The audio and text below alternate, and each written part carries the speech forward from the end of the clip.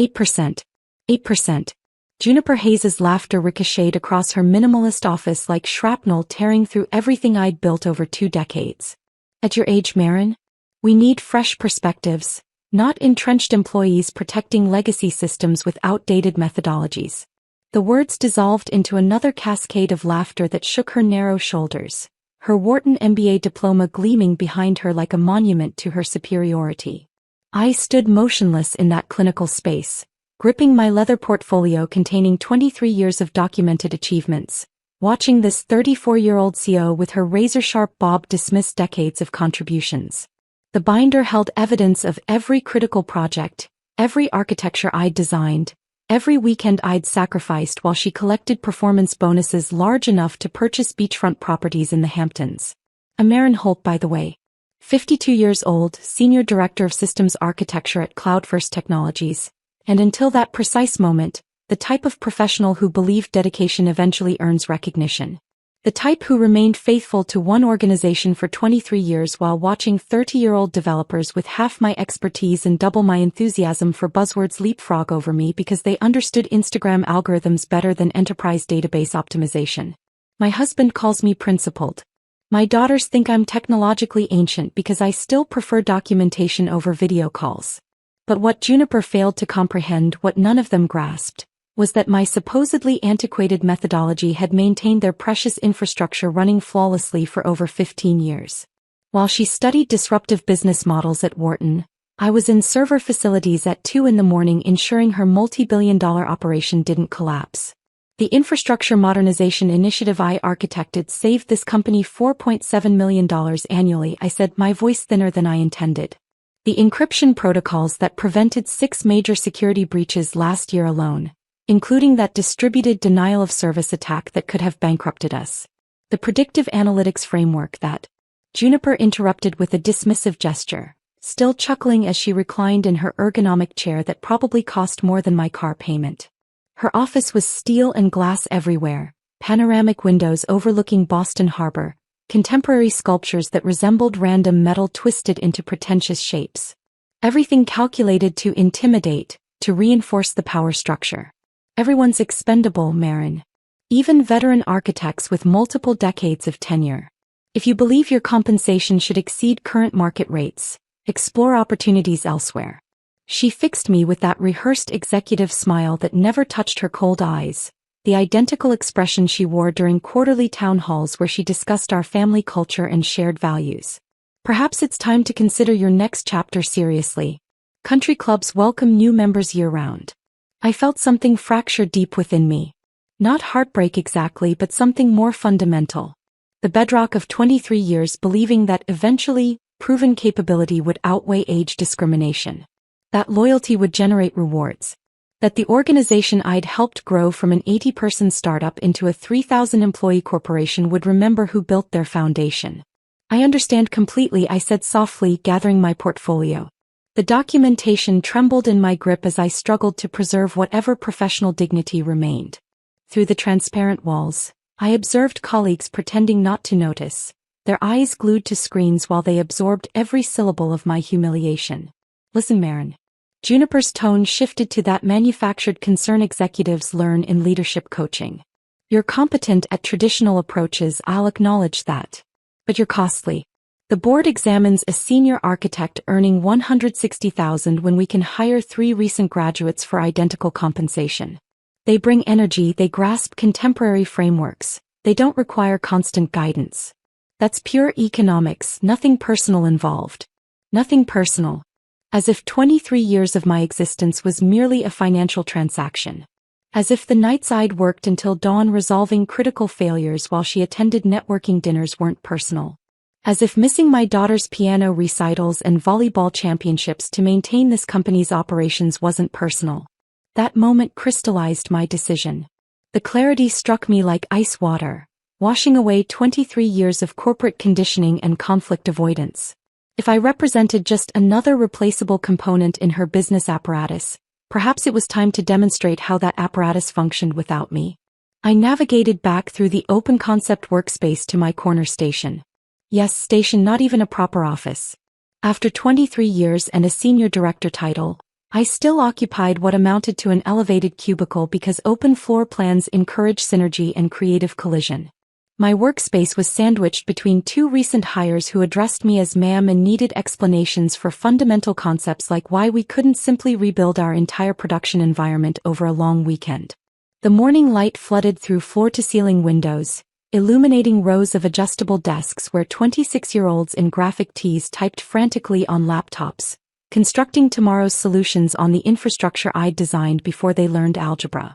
The contradiction wasn't lost on me. My monitor displayed the typical avalanche of notifications. Teams messages from junior architects requesting code reviews. Emails from various departments pleading with me to repair problems they'd generated. A calendar alert for the weekly technical leadership meeting where I'd explain, yet again, why certain shortcuts wouldn't scale at enterprise level. Beside my keyboard rested a photograph of my family from last Thanksgiving. My husband looking exhausted but smiling after his second back surgery. My oldest daughter, 24-year-old Sophie, visiting from her marketing job in New York where rent consumed 70% of her income. My youngest, 21-year-old Emery, stressed about graduate school applications and the mountain of debt waiting for her. Medical insurance premiums were devouring 35% of my net salary.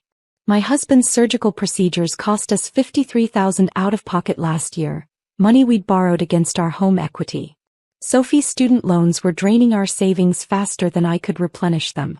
Emery was considering state schools that cost $48,000 yearly, and here I was, being ridiculed for requesting an 8% adjustment after 23 years of service. Meanwhile, Juniper had just purchased her fourth investment property according to the company intranet. A penthouse in Miami to complement her townhouse in Beacon Hill, her cottage in Vermont, and her condo in San Diego. The same newsletter that featured her photograph accepting an innovation award for the security architecture I'd designed. I opened my desk drawer and extracted a small leather journal I'd maintained for years. The cover was weathered from constant handling, filled with concepts I'd documented during lunch breaks, weekend insights, solutions that emerged during my commute. Inside were my personal experiments, meticulously recorded with timestamps, development notes and implementation specifics. This wasn't corporate property. This was my intellectual sanctuary. The journal contained algorithms I'd written on my personal laptop, security frameworks I'd refined in my home office during weekends, artificial intelligence models I'd trained using my own equipment. Code that CloudFirst had implemented without formal acquisition because I'd been too trusting, too eager to demonstrate team spirit. Too naive to recognize that corporate loyalty flowed in only one direction. I flipped through the entries, each page a reminder of nights and weekends spent building innovation while my family slept. Page after page of breakthroughs that had become the foundation of CloudFirst's market advantage. The irony tasted bitter. Juniper perceived me as obsolete, yet every critical system maintaining her company's competitive edge had originated in this journal. I paused at my notes from June 2020. A sequence of machine learning algorithms for advanced intrusion detection that I'd developed during the pandemic quarantine. At the top of the page, written in my own handwriting, Personal Project Behavioral Analytics Framework using Deep Learning, developed on Home System June 22, 20. Below it, detailed Git commit histories from my private repository, time-stamped and documented. What Juniper never discovered, what CloudFirst's legal department had been too careless to investigate, was that I'd never transferred rights to these personal innovations. The standard employment agreement I'd signed 23 years ago covered work performed during business hours using company resources. But my most valuable creations existed in a legal ambiguity, personal projects developed on my equipment during my private time. I accessed my personal repository on my phone, scrolling through projects I'd created over the years. Hundreds of commits, thousands of lines of code, all time-stamped and documented. The intrusion detection system that saved CloudFirst millions? Originally developed as a weekend project to protect my home network. The cloud optimization framework that earned Juniper that innovation award? I'd built the core logic while experimenting with reducing my personal hosting expenses. Every major advancement that CloudFirst claimed as their intellectual property had started as my personal curiosity, my private experimentation, my unpaid passion for solving complex challenges. I'd shared these innovations with the organization out of loyalty, never considering protecting my own interests, never imagining that the company I'd helped construct would someday mock my request for fair compensation. My computer chimed with another message from corporate communications about the quarterly newsletter. The headline twisted my stomach. CloudFirst's revolutionary security platform receives industry acclaim. There was Juniper's photograph again, accepting another trophy for work that had consumed months of my life. The article quoted her discussing fostering innovation and building transformative technology without mentioning a single member of the technical team. I thought about my mother, who'd worked 42 years at the same hospital before they eliminated her position during restructuring. Loyalty counts, she'd always insisted. Support the organization and the organization will support you. She'd believed that philosophy right up until the afternoon they handed her a severance package and a crystal plaque. My father had echoed identical sentiments, working as an accountant for 38 years at a firm that replaced him with automation software when he turned 62. They'd given him a retirement party and a leather briefcase, then changed the door codes the following morning. Companies don't value loyalty anymore, he told me afterward. They value shareholder returns. I should have absorbed their lessons. Instead, I'd invested 23 years constructing someone else's empire, believing that hard work and dedication would eventually generate recognition. Juniper's laughter had shattered that delusion like tempered glass. I picked up my phone and scrolled to a contact I'd saved but never activated. Elizabeth Reeves, Chief Technology Officer at Datasphere Enterprises, CloudFirst's primary competitor. We'd connected through a professional network 18 months ago after she'd contacted me following an industry summit where I'd presented on distributed systems architecture. Her messages had been persistent but respectful, always professional. Her last message sent just 5 months ago was still unread. Maren, I've been tracking CloudFirst's infrastructure innovations and I recognize exceptional talent when I observe it. The opportunity remains available whenever you're prepared for a genuine conversation. We appreciate experience here, not just enthusiasm. We believe gray hair represents wisdom, not obsolescence. At the time, I'd been flattered but dismissive. I was committed to CloudFirst. I believed in the mission. I thought Juniper, despite her youth and corporate rhetoric, understood my value to the organization. How foolish that seemed now. My fingers hovered over the call button. 23 years of corporate conditioning screamed at me to reconsider, to be pragmatic, to avoid burning professional bridges. What if this was merely a difficult day? What if Juniper reconsidered?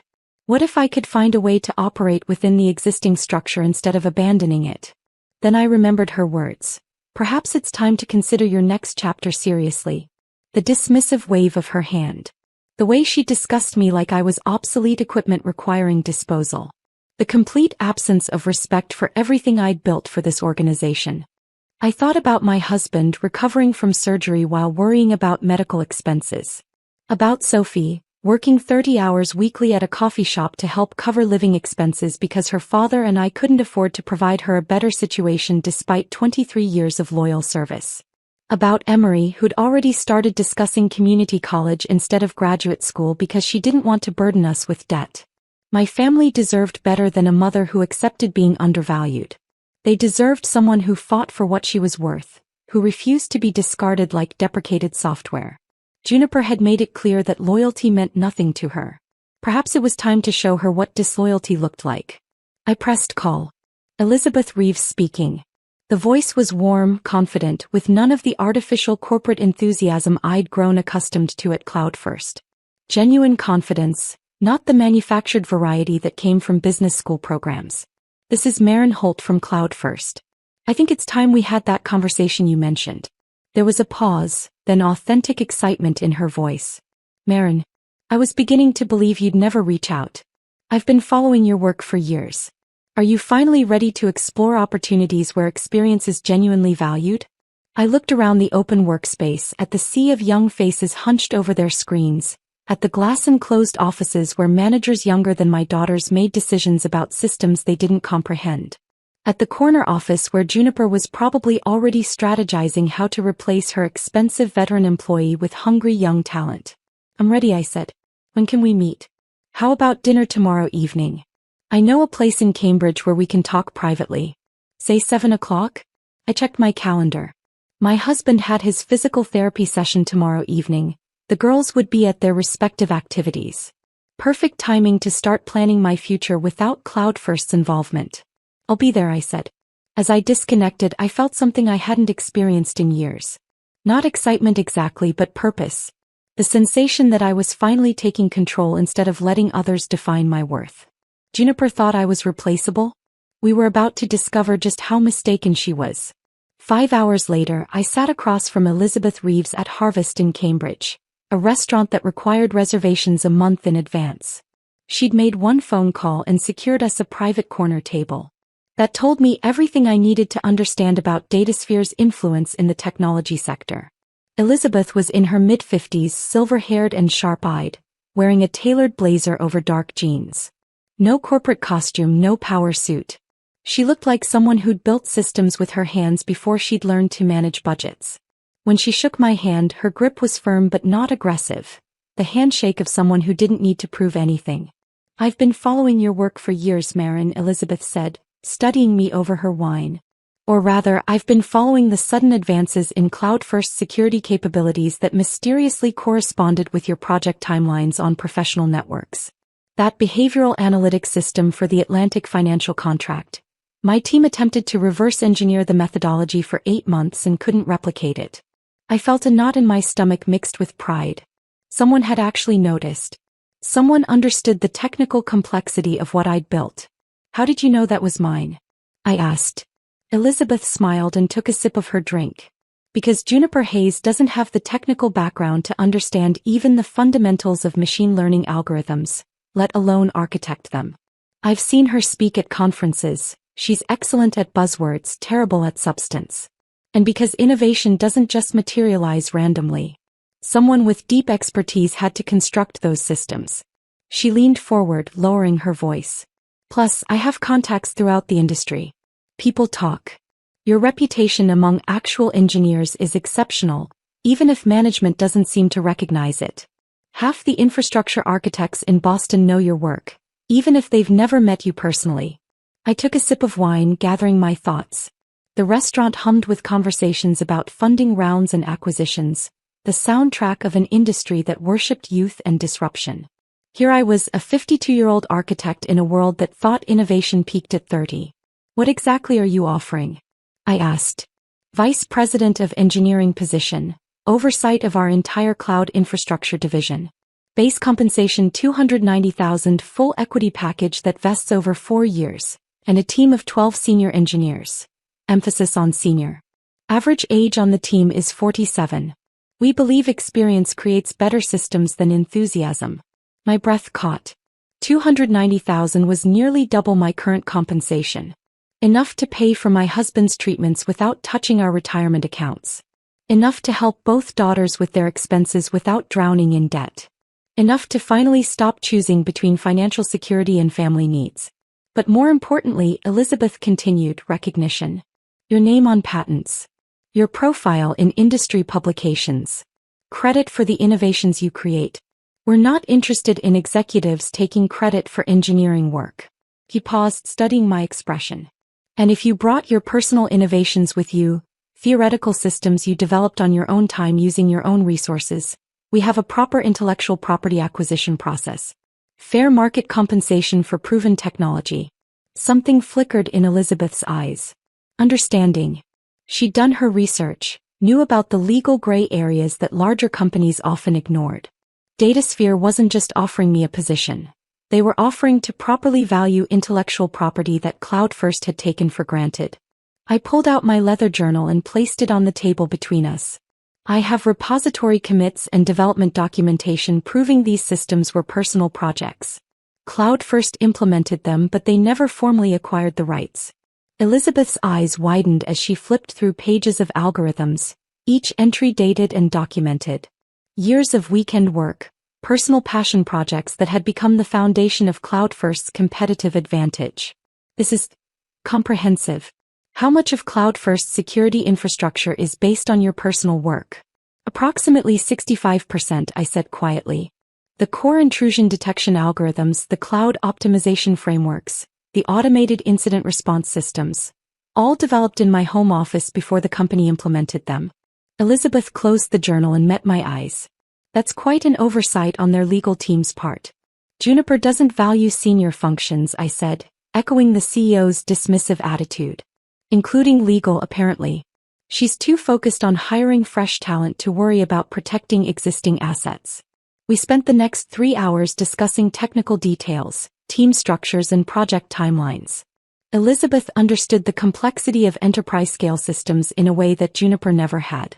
She asked intelligent questions about scalability, security trade-offs, and implementation challenges. For the first time in years, I felt like I was talking to someone who respected both my experience and my potential. By the time dessert arrived, we'd outlined a transition plan that would bring my personal innovations to DataSphere while staying within legal boundaries. Everything documented, everything transparent, everything Juniper should have done years ago if she'd valued long-term relationships over short-term cost savings. 3 weeks later, I placed my resignation letter on Juniper's desk. The irony wasn't lost on me. Printed on company letterhead, submitted through official channels, following every protocol she claimed to value. Professional to the end, even as I prepared to dismantle everything she thought she owned.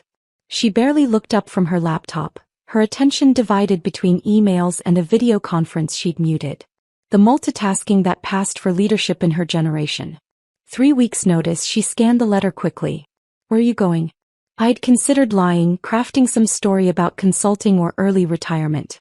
But truth had more impact and I was done protecting her feelings. DataSphere Enterprises. That got her attention. Her head snapped up from the screen, eyes narrowing with the first genuine emotion I'd seen from her since the morning's humiliation. Our primary competitor. That's unfortunate timing. We're in final negotiations with Atlantic Financial to expand our security contract. I know, I said simply. I built the behavioral analytics model that won us that contract. Juniper's expression shifted from surprise to something resembling concern. Maybe even fear. For the first time, I saw her calculating what my departure might actually cost the company. We should discuss retention options immediately. Perhaps that raise you mentioned, maybe 12% plus a promotion to VP level. We could restructure your equity package. The offer was everything I'd wanted that morning. More than I'd dared to request. If she'd shown this flexibility 9 hours earlier, none of this would have happened. But some doors once closed can't be reopened with compensation alone.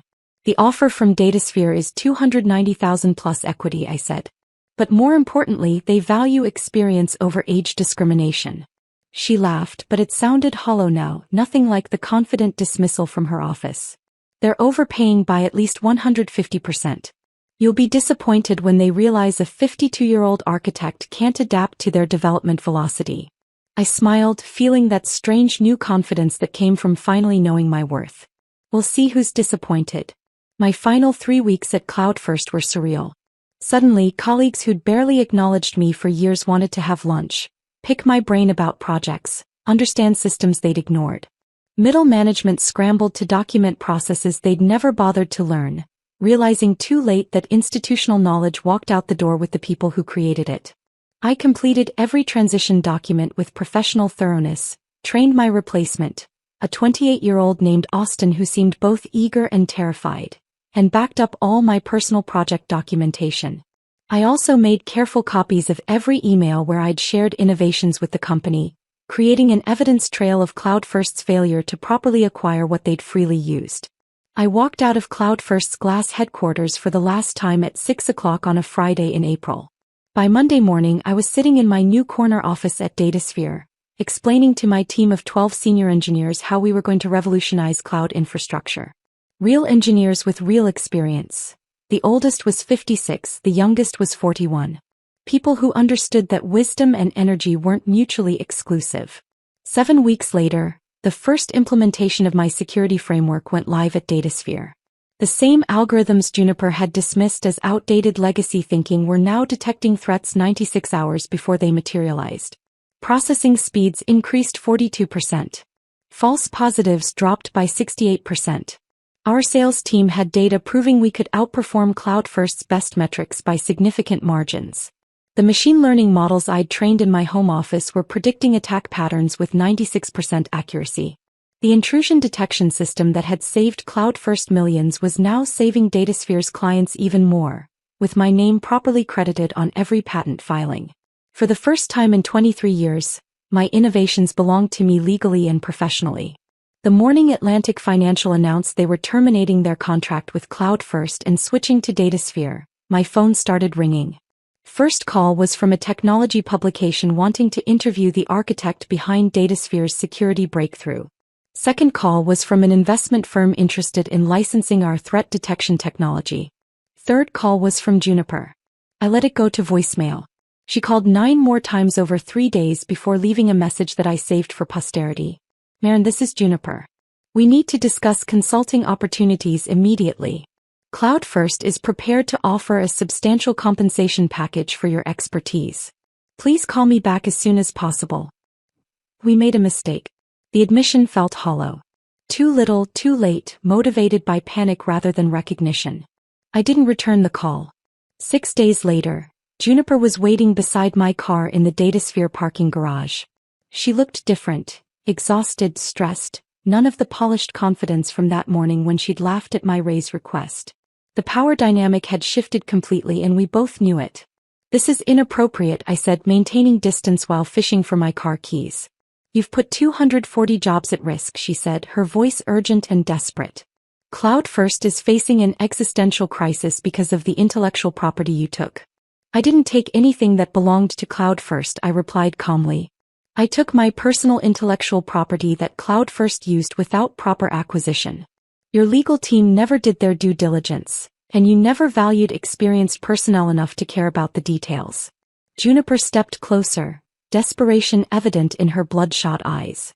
She'd probably been working 20-hour days trying to contain the damage. Name your price. Whatever DataSphere is paying, we'll double it. Triple it. We'll make you Chief Technology Officer, give you equity, whatever you want. I thought about those 23 years sitting in that cubicle while she collected bonuses for my work. About the morning she dismissed me like obsolete hardware. About my family's medical bills and my daughter's educational dreams that her 8% refusal had jeopardized. You once told me everyone's expendable, I said quietly. Even veteran architects. I'm just following your business philosophy. The following quarter, CloudFirst stock fell 53%. They laid off 240 employees in 3 waves, targeting senior staff with the highest salaries first. The technology media described it as a catastrophic loss of institutional knowledge and mysterious deterioration of their award-winning security systems. Industry analysts wrote case studies about the dangers of undervaluing experienced talent in competitive markets. Juniper resigned under pressure from the board after their stock hit a 4-year low. Her replacement was a 58-year-old former Oracle executive who immediately began trying to recruit senior engineers from competitors. Too late. The damage to CloudFirst's reputation in the engineering community was irreversible. Then came the inevitable lawsuit. CloudFirst sued me for theft of intellectual property, corporate espionage, and breach of fiduciary duty. Their case collapsed spectacularly when my documentation proved conclusively that I had developed the core algorithms as personal projects. The judge not only dismissed their claims but awarded me legal fees, noting that CloudFirst had failed to secure proper ownership of innovations they'd implemented. The judge's words echoed in the courtroom. Ms. Holt maintained meticulous records of her personal development work, including time-stamped repository commits, development logs, and clear documentation that this work was performed on her personal equipment during her private time. CloudFirst had ample opportunity to formally acquire these innovations but chose not to do so. This represents a failure of corporate due diligence, not theft by the defendant. But victory felt more complex than I'd expected. 4 months after the lawsuit ended, Catherine Ellis, CloudFirst's former head of operations, visited my office. She'd been with the company for 14 years before the layoffs, someone I'd collaborated with and complained about management decisions alongside. 240 people lost their jobs, Maren, she said, sitting across from my desk. People with families, mortgages, kids in college.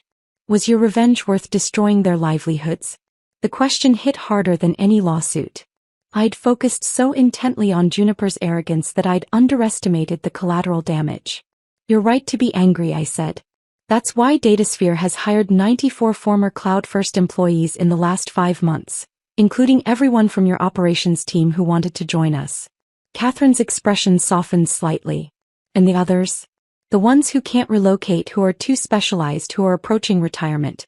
That conversation led to the creation of Experience First, DataSphere's formal initiative targeting displaced senior professionals industry-wide. We partnered with 4 retraining organizations to offer skills updates for engineers over 45. We created consulting opportunities for near-retirement professionals who wanted flexible arrangements. We became the first major technology company to explicitly reject age bias in hiring. The program became a model for the industry. Other companies began questioning their own youth-obsessed hiring practices. Within 18 months, applications to our open positions increased 500%, with experienced professionals specifically seeking out companies that valued their expertise over their energy levels.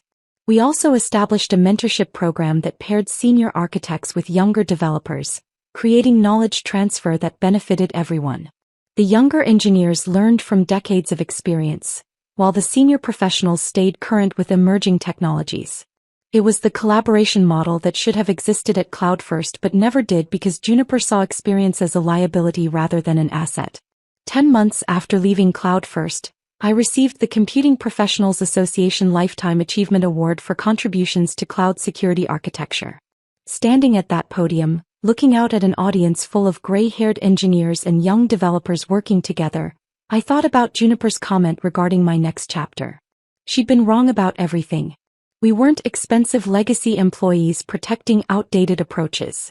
We were battle-tested professionals who understood the difference between moving fast and building systems that actually work long-term. When you combine decades of hard-won experience with the motivation to prove doubters wrong, you create something formidable. In my acceptance speech, I didn't mention Juniper by name, but I addressed the issue directly. Age discrimination in technology isn't just morally wrong, it's economically foolish. When companies dismiss experienced professionals, they don't just lose employees. They lose institutional knowledge, they lose mentorship capabilities, they lose the wisdom that comes from seeing multiple technology cycles. They lose the people who understand that not every problem requires a revolutionary solution, and that sometimes the best innovation is making existing systems work better. The audience gave me a standing ovation. Afterward, dozens of senior engineers approached me with their own stories of age discrimination, of being pushed out by managers who valued youth over experience, of being told they were too expensive or too slow or too resistant to change. One woman, a 60-year-old database architect, told me with tears in her eyes, "I thought I was alone. I thought something was wrong with me. Thank you for showing us that our experience matters." That moment crystallized something for me. This wasn't just about my personal vindication anymore. It was about changing an entire industry's perspective on age and value. 15 months after leaving CloudFirst, I still think about that morning in Juniper's office. Not with anger anymore, but with something approaching gratitude. Her laughter taught me the most valuable lesson of my career. Your loyalty means nothing if you don't value yourself first. The gray hair she saw as a liability turned out to be my competitive advantage.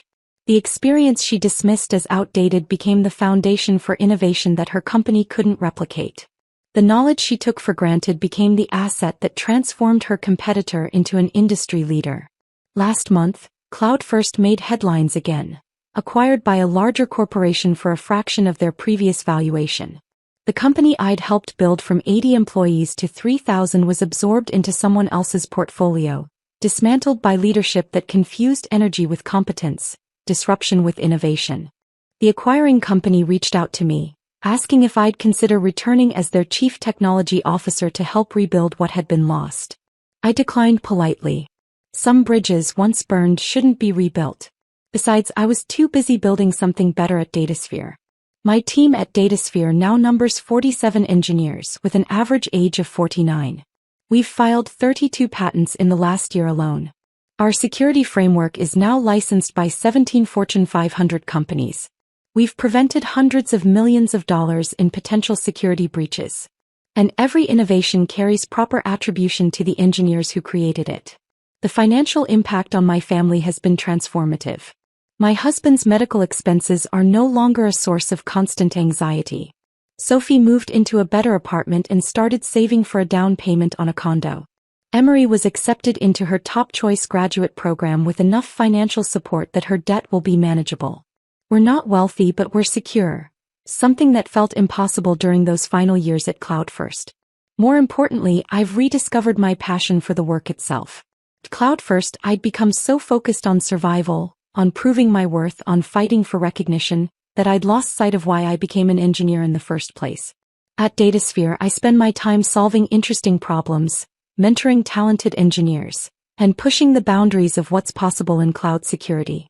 Elizabeth has become more than just a boss. She's a friend and a collaborator.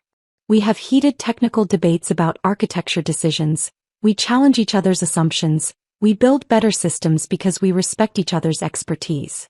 This is what professional relationships should look like, and it makes me realize how toxic CloudFirst had become. The industry has started to change slowly but noticeably. More companies are implementing age discrimination policies. More job postings explicitly welcome experienced professionals. More conferences feature panels on valuing senior talent. DataSphere's Experience First program has been replicated by 8 other major technology companies. Is it enough? No. Age discrimination in technology remains pervasive. Thousands of experienced professionals are still being pushed out of companies they helped build, replaced by younger workers who cost less but lack the depth of knowledge that comes from decades of experience. But it's a start. And sometimes that's all you can ask for, to be the start of something better. If you're reading this and you're over 45, dealing with managers who think your experience is expensive rather than valuable, remember something. Your knowledge isn't just worth defending, it's worth fighting for. Document your work meticulously, understand your legal rights, and never let anyone convince you that your best years are behind you. Because sometimes the most powerful thing we can do is simply refuse to become invisible. Age isn't a weakness in technology, it's wisdom waiting to be unleashed. And when experience finally gets angry enough to demand respect, industries change. I keep Juniper's voicemail saved on my phone not out of spite but as a reminder. A reminder that I almost accepted her valuation of me. A reminder that I almost let her laughter define my worth.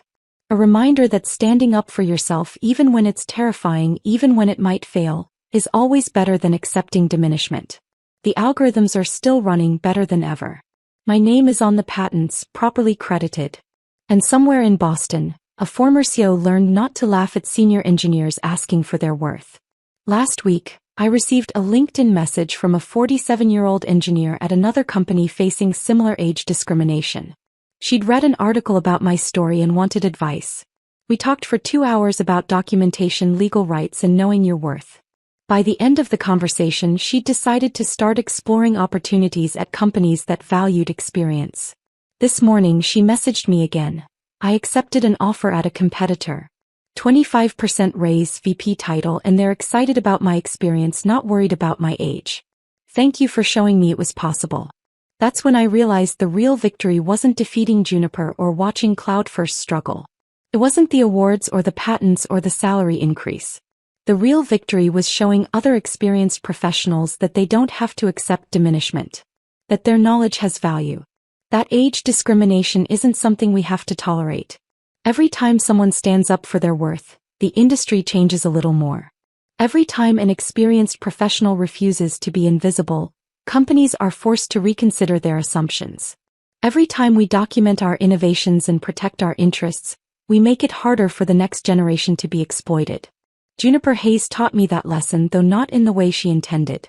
Her laughter was meant to diminish me, to put me in my place, to remind me of my relative powerlessness in her corporate hierarchy.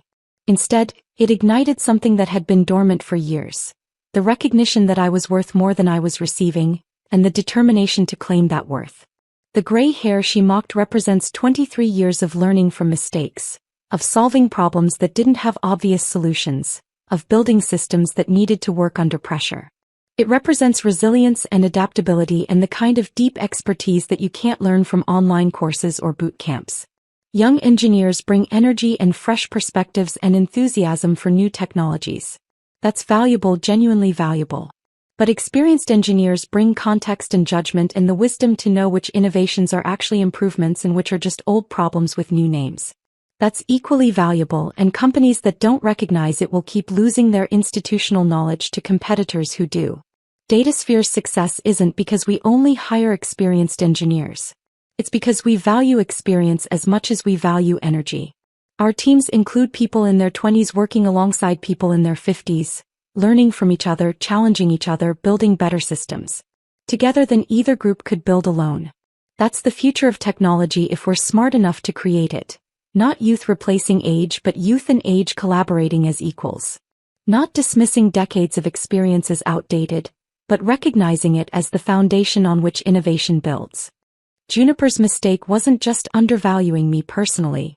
It was undervaluing the entire concept of experience, believing that innovation only comes from youth, that energy matters more than expertise, that fresh perspectives are always better than informed ones.